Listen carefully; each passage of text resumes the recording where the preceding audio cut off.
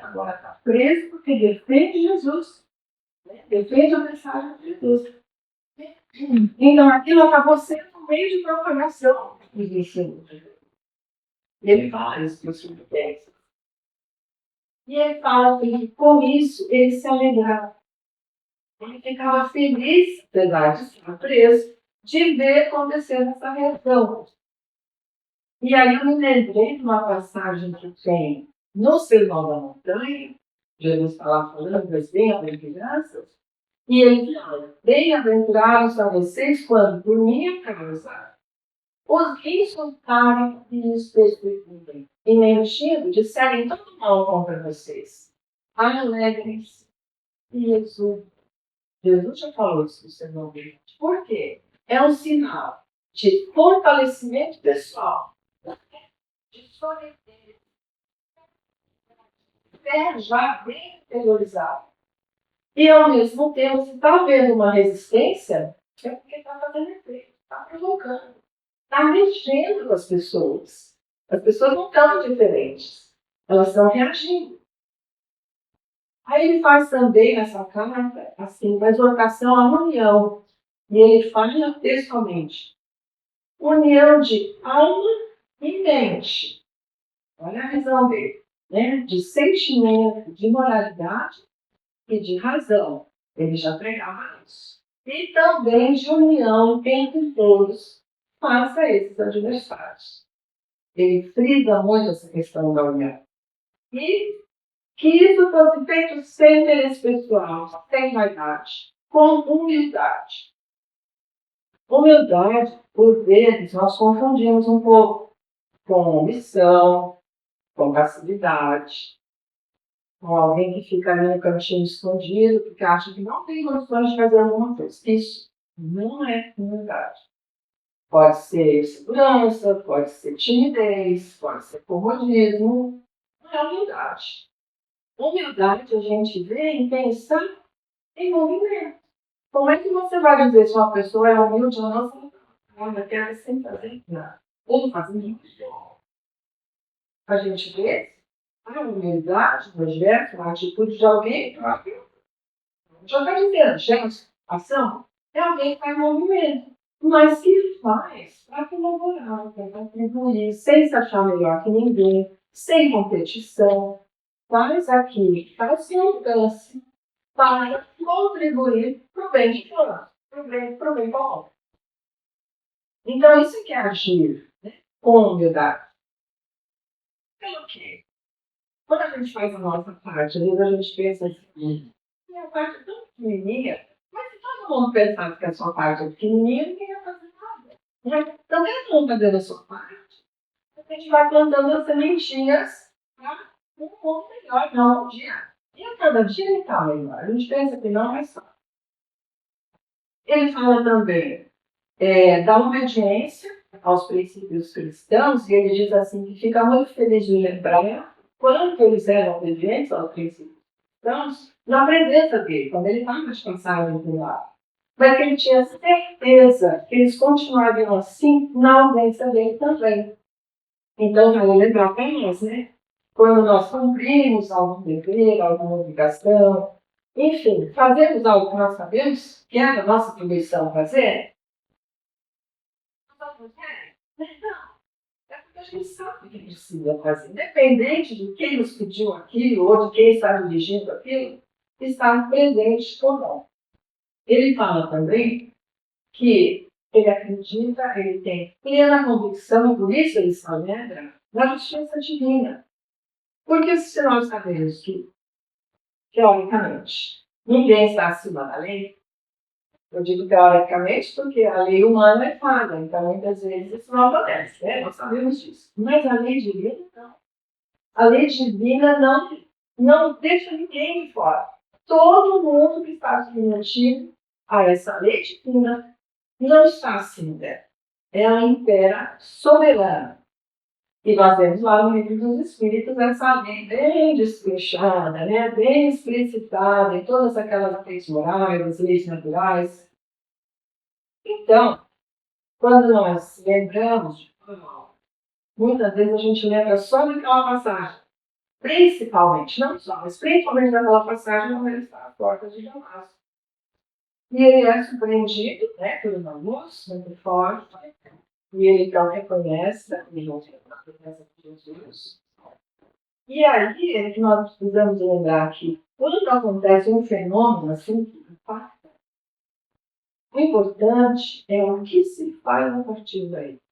O que nós fazemos com isso que nos chama a atenção, que nos impacta? E o que Paulo fez? Ele se conscientizou de tudo que ele tinha praticado até aquele momento. Ele se arrependeu.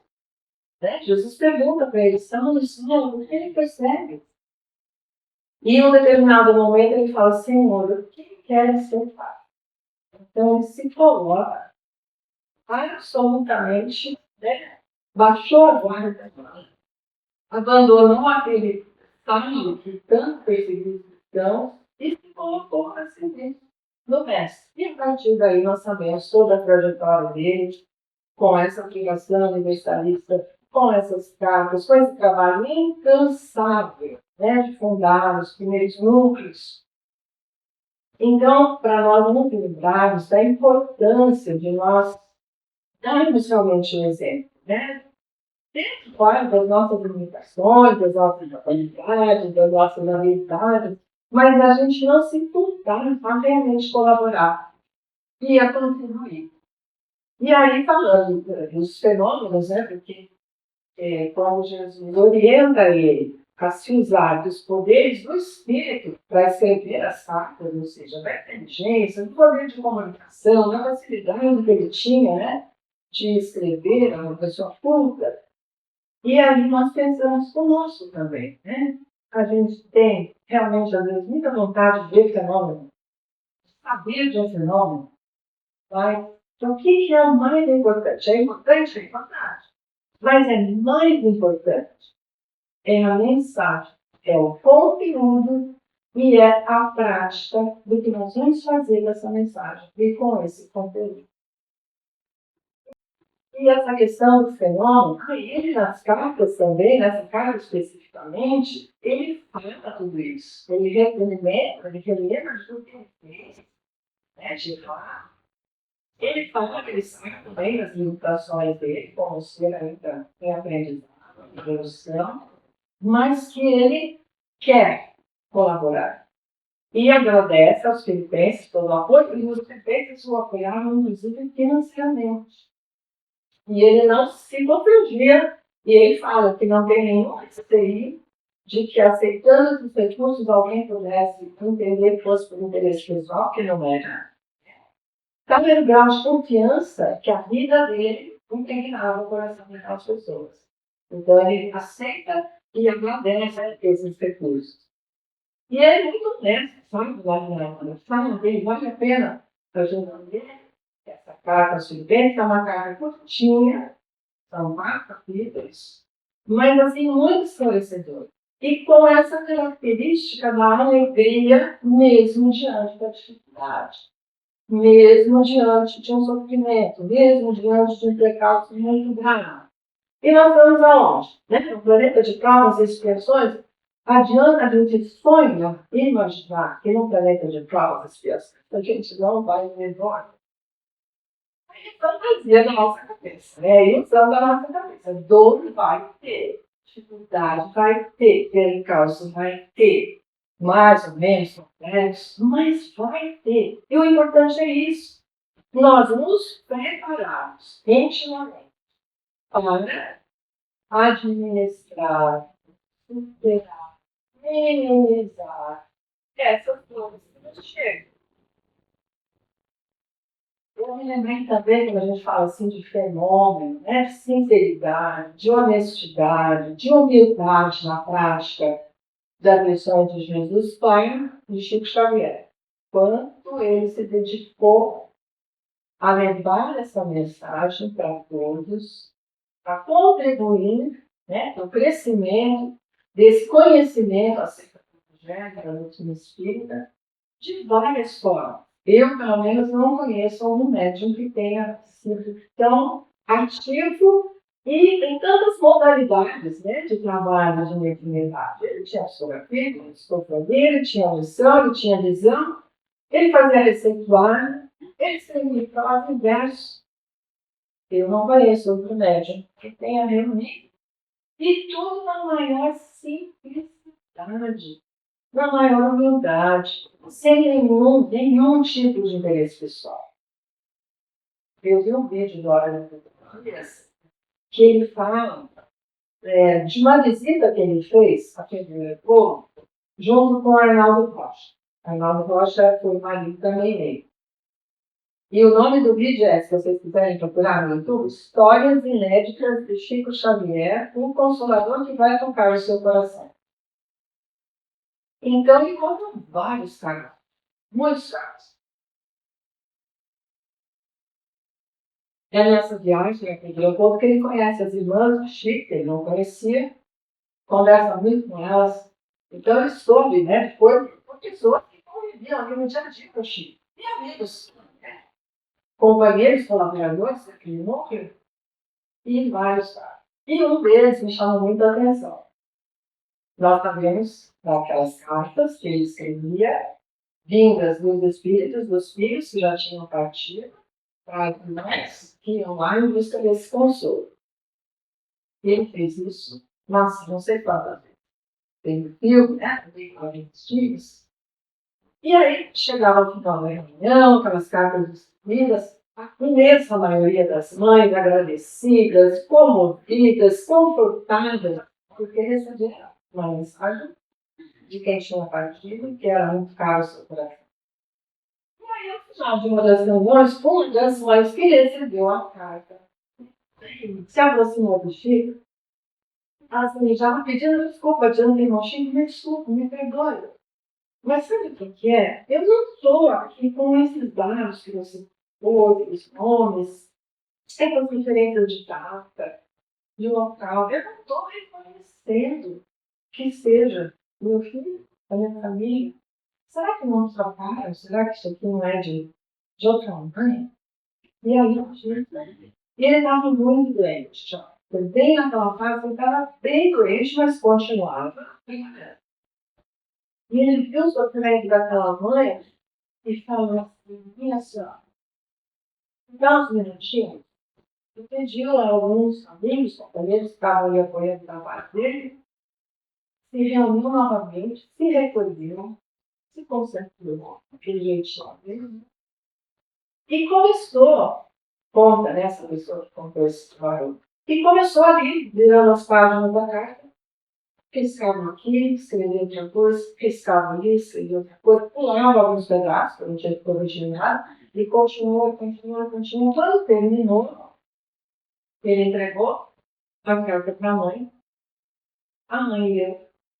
Muito bizarro. Aí sim fez sentido.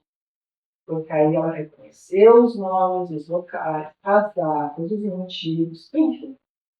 E aí ele pediu desculpas para ela. A senhora me perdoe. O problema não foi o espírito. Seu filho estava. O problema foi meu. Eu estou muito doente. Eu me enganei. Olha, gente. Alguém com autoridade moral dele, com a experiência que ele tem, né, tinha de mediunidade. Ele reconheceu, ele olha, por alguma questão, ele não captou bem o que ela precisava. Ele volta, ele corrige, ele entrega, e ele faz. Não é de admirar uma honestidade, uma simplicidade. Eu achei isso incrível. Então, nós precisamos lembrar disso, né? Que em qualquer trabalho, seja mediúnico, seja de assistência social, seja de estudo, seja de evangelização, seja o que for, nós somos parte. Nós podemos errar. Nós não somos perfeitos. E nós não precisamos ficar preocupados com isso, em sermos perfeitos. Não. A gente tem que dar atenção para o que é possível. Né? Então, vai fazer uma palestra, lê sobre o assunto, estuda, prepara, vai fazer evangelização, a mesma coisa, vai para uma reunião mediúnica, se recolhe um pouco mais aquele dia, mas a gente não pode fazer isso, se aquieta, se... E assim em qualquer atividade, tanto aqui dentro como fora. Mas somos famílias, né? Podemos errar agora. O que é importante? Fazer daquilo um aprendizado para nós e para que pudesse beneficiar esse aprendizado.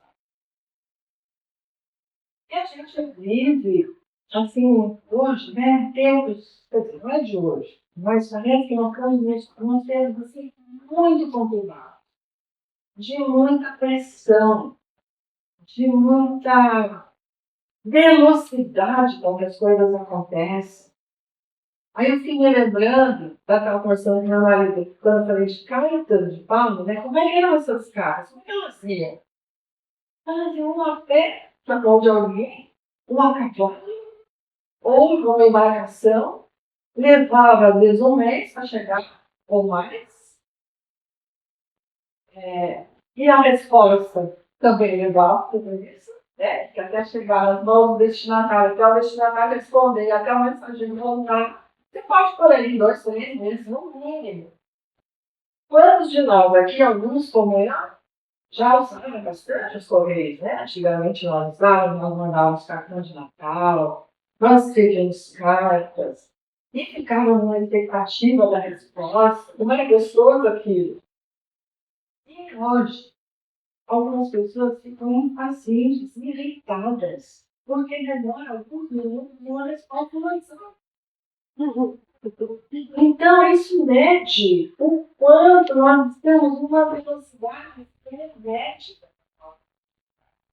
e o quanto nós estamos tendo de trabalhar a paciência, a resiliência, a tolerância, o tempo de espera. A pessoa não respondeu, ou porque ela realmente não viu ainda, porque ela não viu. Ela podia estar trabalhando, ela podia estar dormindo, ela podia estar fazendo alguma atividade que a impede de pegar o celular naquela hora.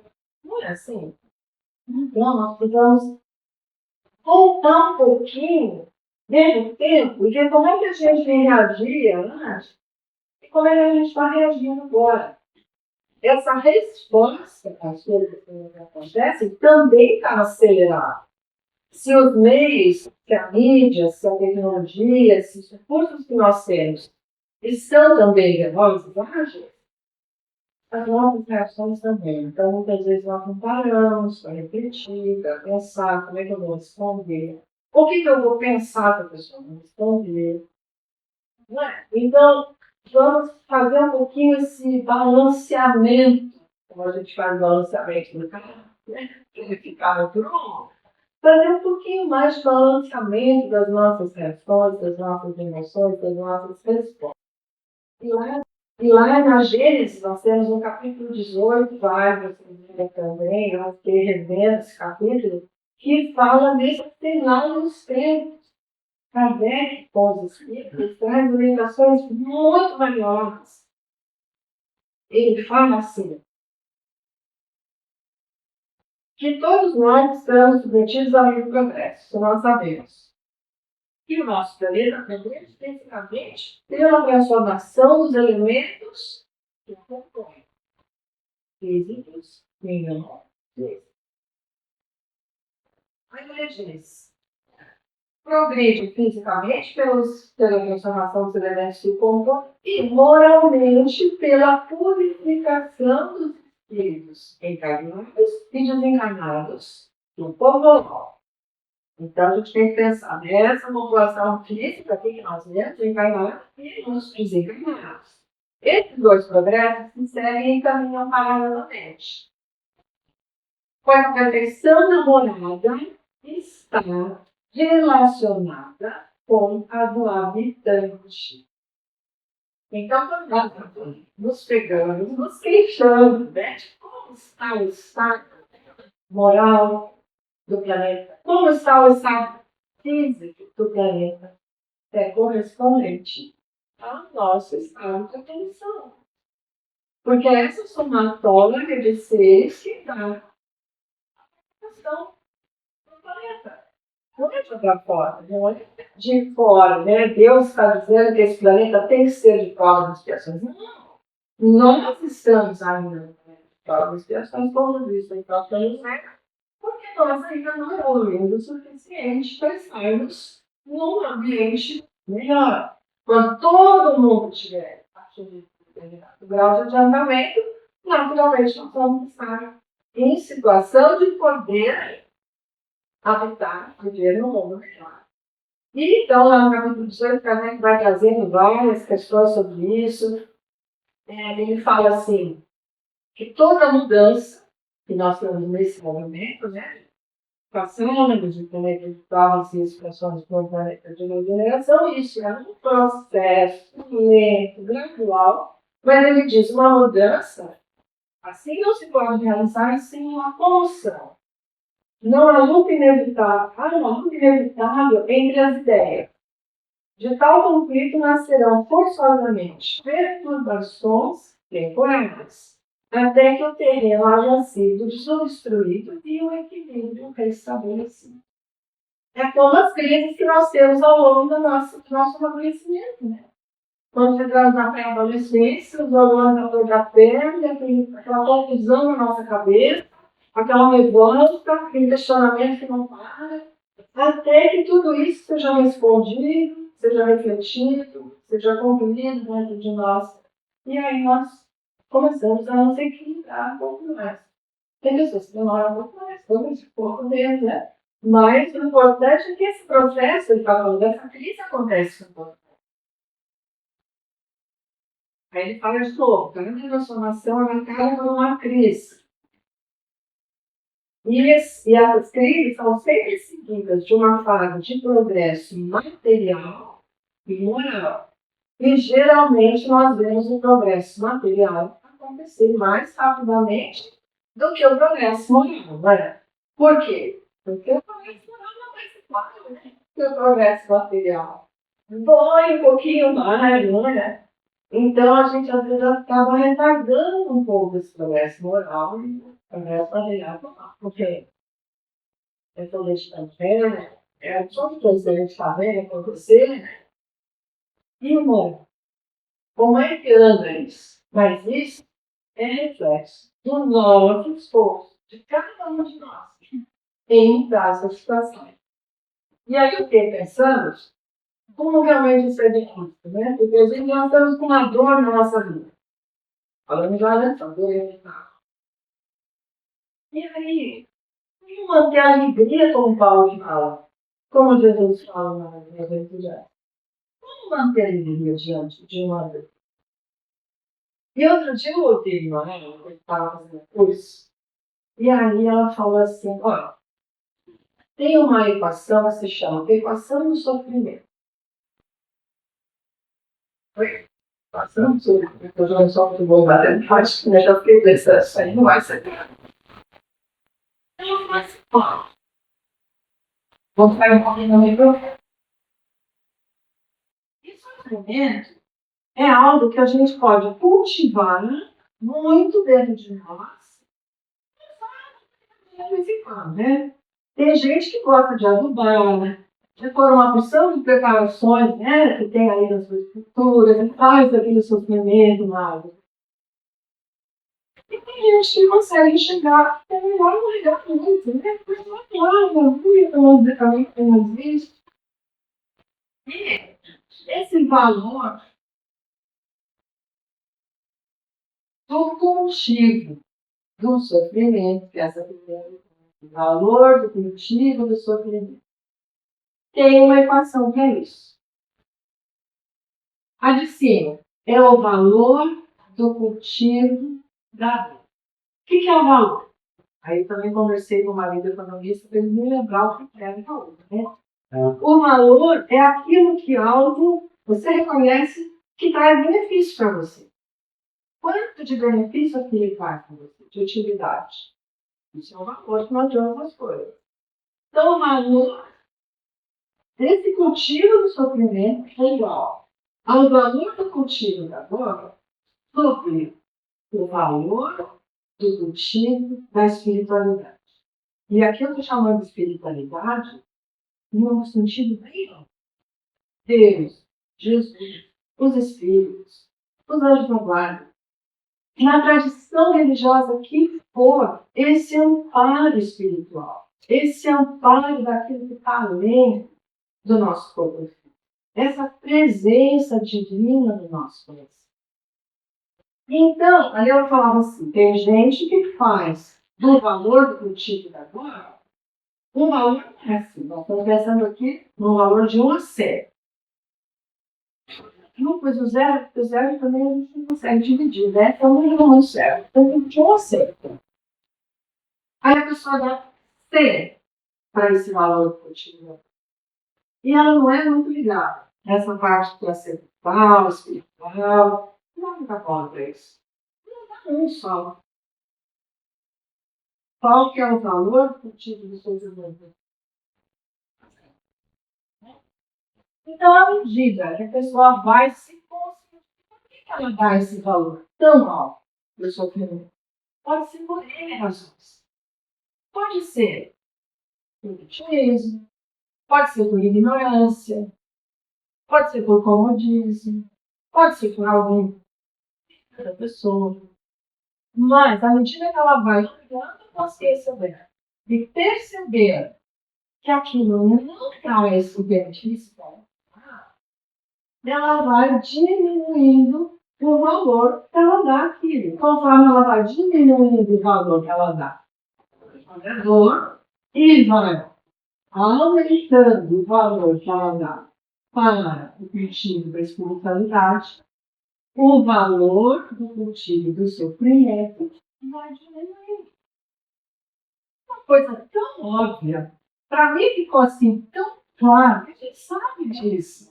Não é verdade? A gente tem já isso dentro de nós. Mas na hora que você vê assim, escrito não vai passar, caramba, eu estou dando tanto valor para essa dor. Se ela não está trazendo algo para ela, ela não vai desaparecer. Né? Nós sabemos disso, as dores deixam várias. Mas se eu ficar com o nosso valor regando, adubando, não vai diminuir de valor e vai provocar mais sofrimento. Então, é importante nós lembrarmos disso, a grandeza dos ensinamentos da espiritualidade nos traz, a sabedoria, o amor, a justiça, tudo que a espiritualidade nos traz é tão maior, é tão mais profundo, é perene, não se perde. É aquilo que nós falamos da casa sobre a rocha. E conforme a gente vai cada vez mais se conscientizando disso, a gente vai diminuindo o cultivo da dor. E aí vai diminuindo o cultivo do sofrimento. Às vezes é difícil, às vezes é difícil. Às vezes são processos que nos tocam muito intimamente, muito de perto. Mas, se a gente não faz esse esforço, isso é um esforço, é um treino, é um exercício, não é um passo de mágica. Mas a gente não começa, mesmo que não pegue na trava. A gente fala quando o carro não está pegando, e você vai entrar em algum empurra, pegou o tranco, e daí fala. Às vezes a gente faz assim também. A gente pega no tranco. Às vezes é uma palavra que alguém fala, às vezes é uma palestra que você ouve, às vezes é um gesto que você assiste, às vezes é um filme, às vezes é uma leitura, às vezes é uma lembrança de uma mensagem de Jesus. Porque ele resume tudo o que nós precisamos para conseguir fazer, né, a prática dessa equação. E ali no texto de Emmanuel, que hoje traz esse texto bem curtinho mesmo, falando do homem com Jesus. Então, o homem sem Jesus, lá na parte de cima, né? O homem com Jesus consegue fazer esse progressivo diminuir do sofrimento. E aí começa falando, e aí dá para entender Por que Emmanuel escolheu dessa carta aos Filipenses só a frase: regozijai-vos sempre no Senhor. Outra vez digo: regozijai-vos, quer dizer, alegrai-vos sempre, porque sempre o que nos acontece é para o nosso aprendizado, é para o nosso bem. Na hora da dor, a gente esquece isso, mas é sempre para o nosso aprendizado, sempre para o nosso bem. E a primeira frase dele, com Jesus, ergue-se o ó, eleva-se, engrandece, moralmente falando. E ele vai da treva à luz. E todas as outras frases que ele vai trazer falam da treva, de um lado, e da luz, de outro lado. Tanto a treva que ainda está aqui dentro de nós, que nós conosco mesmo temos que trabalhar, se cuidar, transformar, levantar, quanto da treva que está fora. No ambiente, nas relações, no mundo. E aí ele diz, da inércia ao serviço. A inércia seja por preguiça, por comodismo, da ignorância à sabedoria. Do instinto, na nossa evolução, desde que fomos criados, à razão. Da força ao direito. A força que antes era imposta, né, de uma forma bruta, há um estado de legalidade, com leis que regem as relações. Por isso, nós, olhando para trás, vemos que não tudo que gostaríamos de lá. Do egoísmo, aquelas pessoas que nem escolhem para o próprio meio, para a própria família, estão nem ali. Do egoísmo, à fraternidade. Da tirania, mau uso do poder, do abuso de poder, a compaixão, a empatia, a resiliência, se colocar no lugar do outro, a compreensão, da violência ao entendimento. Aquele que não tem argumentos, ele parte da violência. Ou ele não consegue por meio desse, ele parte para a violência, ele ainda não aprendeu. Né? Do ódio ao amor. Da posse mentirosa, procura de bens imperecíveis. A posse mentirosa, quer dizer, a falsa posse. Eu me lembro quando a Mariana falava que nós somos consultores dos bens terrenos. Está tudo emprestado. Não é falsa posse. Eles não são terrenos. Da conquista, né, sanguinolenta das guerras, a renúncia edificante, essa sede de poder, essa sede de dominação, essa ânsia de controle de alguns povos sobre os outros, nós vamos vendo, assistindo isso ainda nesse momento. E é com tristeza que a gente olha. Mas também precisamos lembrar de nos posicionarmos em nós, de levar o esclarecimento dentro do nosso âmbito de atuação. Ninguém está pensando aqui em reformar o mundo, mas se cada um fizer um pouquinho a sua parte, se posicionar, se portar em coerência, né, com esses ensinamentos. Da extorsão, a justiça, da dureza, aquela dureza do orgulho, ela já sabe que está errada, mas não dá para sofrer. Nenhum perder sua condição de jeito nenhum. Do orgulho, dessa dureza, a piedade. E aí tem situações que realmente você está ali numa situação, você está disposto ao perdão, tanto para pedir como a dar, mas do outro lado, duro, enrijecido, inflexível. Você vai ficar valorizando o tipo dessa coisa? Não adianta, não vai mudar. Não é o momento da tua pessoa sair da dureza à piedade, ao perdão. São drenagens. Ninguém reforma ninguém. A gente ajuda. A gente alerta, a gente contribui, a gente favorece, né? A gente cutuca às vezes. Mas dói da pessoa querer. Mas a pessoa não quer. Palavra vazia, uma palavra que não vai ser nada. Né? As nossas, às vezes, abobrinhas da vida, que às vezes até tem que ser uma solução, né? Mas a palavra vazia é o verbo criador. Da monstruosidade à beleza. E eu fiquei pensando na monstruosidade, a beleza, deveria vir de todas as artes. Né? Todas as artes. A música, a pintura, a arquitetura, a engenharia, aos textos, a literatura. Você pode fazer monstruosidade com as artes.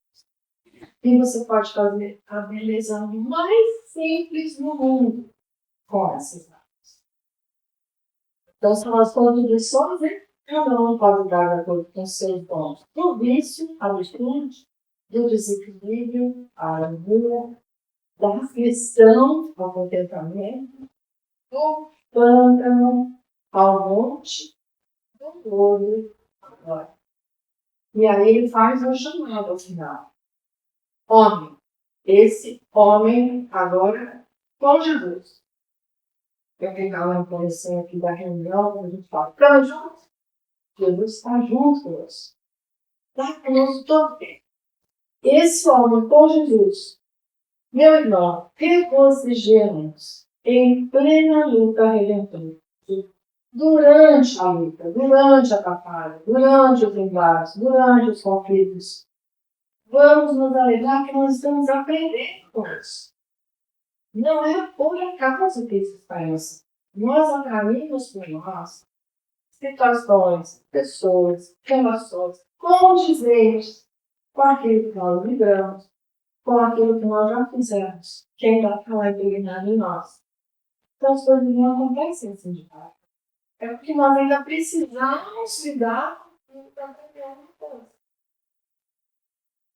Que píncaros e atos de angelitude, de evolução espiritual, poderemos alcançar se nos consagrarmos realmente ao divino amigo que desceu e se enviou por nós. Porque Jesus fez esse movimento. Né? Ele, quem é Jesus para nós? Nosso guia, nosso modelo, nossa referência de perfeição. E eles estão entre nós. Nesse sentido que ele fala sobre o desceu na nossa condição de encarnados, né, para viver entre nós, para dar Deus. Então, o que nós podemos fazer se ele pode, nós também podemos. Não importa o tempo que vai levar. O importante é que nós podemos fazer. Então, é dessa forma. É no amarmos e instruir que nós vamos avançando. E lembrando que primeiro vem no amarmos. E instruir. Então, a prática do amor. E o ensino do amor. Eu recebi uma mensagem, ela não está aqui agora, mas você está no teu estudo cada 15 dias, às terças-feiras, de Joana de Anjos. Esse ano eu não pude acompanhar, né? Comecei a não conseguir dar continuidade, mas não de outros compromissos. E aí veio uma mensagem também de Emmanuel, perante Jesus, do livro Perante Jesus, que fala resposta em Jesus. Exatamente. O homem com Jesus. Eu não vou ler ela na íntegra, mas só para nós lembrarmos que tudo o que nós respondermos às trevas, aos adversários, deve ser no bem. E o maior bem é o amor e a caridade. Ao sarcasmo, a caridade em forma de silêncio. A calúnia em forma de perdão. Ao egoísmo, em forma de renúncia. Ao fanatismo, em forma de tolerância. A caridade em forma de tolerância. A ingratidão em forma de esquecimento. A preguiça em forma de trabalho. A tentação, caridade em forma de resistência. A ignorância, caridade em forma de educação. A violência, caridade como lembrete. ao crime. Socorro as vítimas da delinquência. As trevas, todos, afirmamos essa passagem. Porque em qualquer problema no caminho da vida, a resposta cristã será sempre desfazer a força do mal pela força do bem. Então, vamos nos lembrar dessas mensagens, dessas ações, para devagarinho, aos pouquinhos, conseguir ir praticando tudo isso. Minimamente. E baixando aqueles valores ali e aumentando os outros, para diminuir o nosso sofrimento.